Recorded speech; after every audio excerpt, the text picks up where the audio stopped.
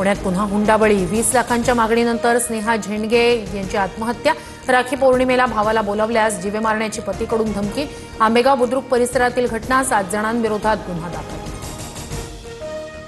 रुपाली चाकणकर नको तिथे लुडबुड करतात। पुण्यात हुंडाबळीच्या घटनेनंतर या बाई एका शब्दानेही बोलल्या नाहीत। स्नेहा झेंडगे आत्महत्या प्रकरणावरून सुषमा अंधारेंची चाकणकरांवर टीका।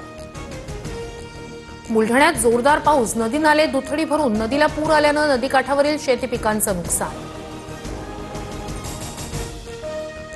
इगतपुरीतील एका नामांकित रिसॉर्टवर सीबीआयची मोठी कारवाई। अवैध कॉल सेंटर रॅकेट उघडकीस। 5 आरोपी अटकेत। 44 लॅपटॉप 71 मोबाईल फोनसह 1.5 कोटींची रोकड जप्त।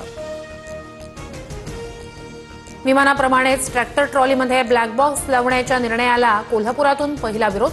देशातील 90 लाख ट्रॅक्टर ट्रॉलीला ब्लॅक बॉक्ससह जीपीएस लावणं बंधनकारक। आमदार सतेज पाटील यांच्याकडून हरकती नोंदवण्याचं आवाहन।